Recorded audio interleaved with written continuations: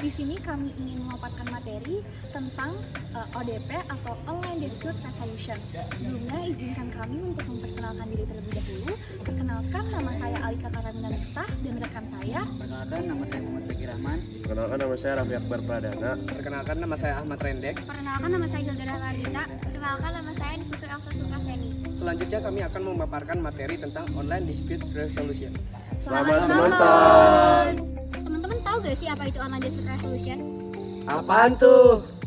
Ayo kita cari tahu. ODR atau Online Dispute Resolution merupakan penyelesaian sengketa yang dilakukan secara daring atau online.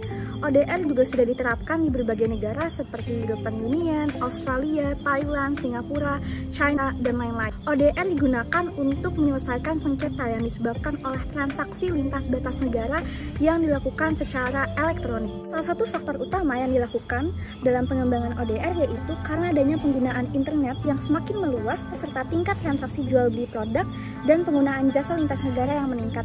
Tujuan dari dibuatnya ODR yaitu untuk memfasilitasi para pihak yang bersengketa dengan lebih mudah dan juga efisien. Saat ini terdapat 3 jenis sistem ODR yaitu Fully Automated Cyber Negotiation, Using Software and Facilitator, dan juga Using Online Technology. Yang pertama yaitu Fully Automated Cyber Negotiation adalah layanan ODR ini beroperasi menggunakan perangkat lunak yang secara otomatis dapat mempertemukan permintaan pelapor dengan terlapor untuk mencapai sebuah kesepakatan.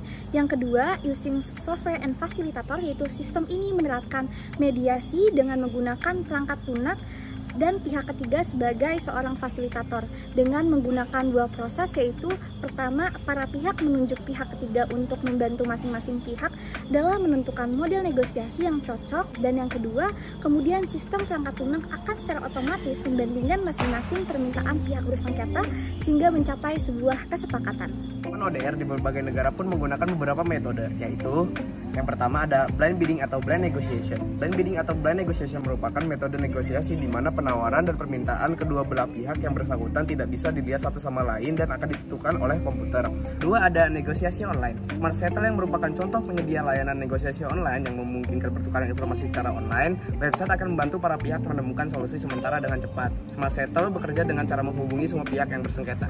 Online negotiation come mediation. Metode ODR ini melibatkan proses negosiasi dan mediasi secara berurutan. Ketika para pihak tidak dapat melakukannya sendiri, mediator ditunjuk dalam mediasi online untuk memperoleh kesepakatan.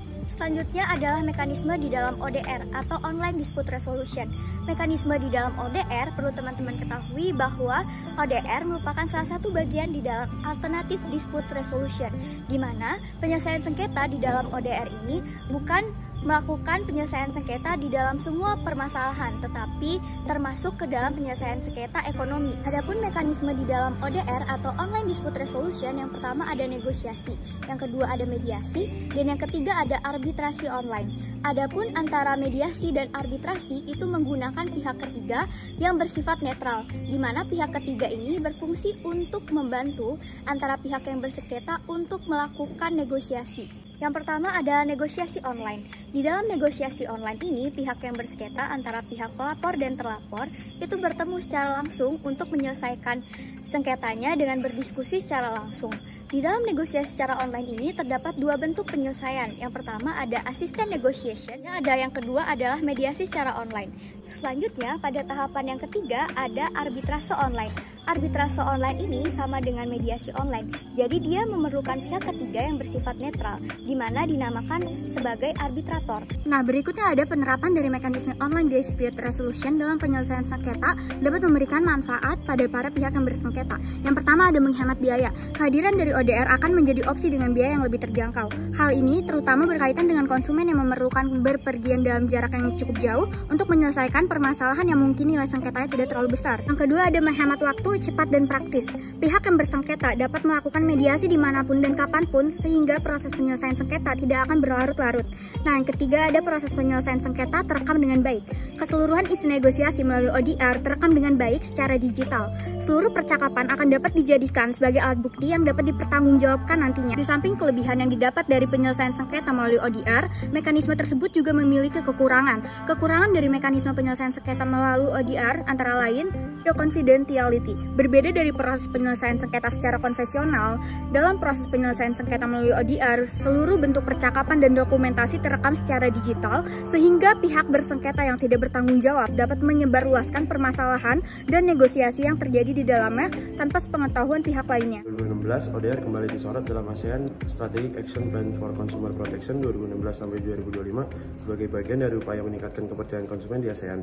Langkah-langkah yang akan dilakukan yang pertama, menjadikan sistem ODR nasional pada masing-masing anggota ASEAN. Yang kedua, mendirikan jaringan ODR regional ASEAN. Yang ketiga, mendirikan mekanisme pengaduan dan investigasi lintas negara skala regional ASEAN.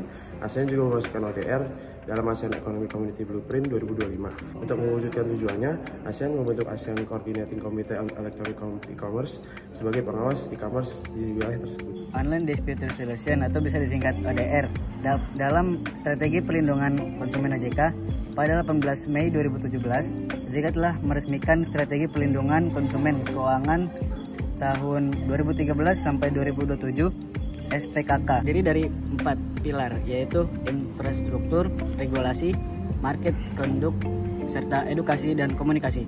Dari keempat pilar tersebut, ODR merupakan salah satu fokus strategi yang akan dilaksanakan untuk mewujudkan target pada pilar 1, yaitu infrastruktur. ODR termasuk ke dalam strategi untuk mewujudkan lab di sektor jasa keuangan yang andal dan dapat dipercaya. Sekian dari kelompok kami, mohon maaf jika ada kesalahan, dan semoga materi tentang ODP atau Online Dispute Resolution bermanfaat. Dengan hati yang ikhlas, pemikiran yang cerdas, mari jadikan materi ini berkualitas. Sekian dari kami, wassalamualaikum warahmatullahi wabarakatuh. Shalom, Om Swastiastu, Namo Buddhaya, dengan salam kebajikan bagi kita semua.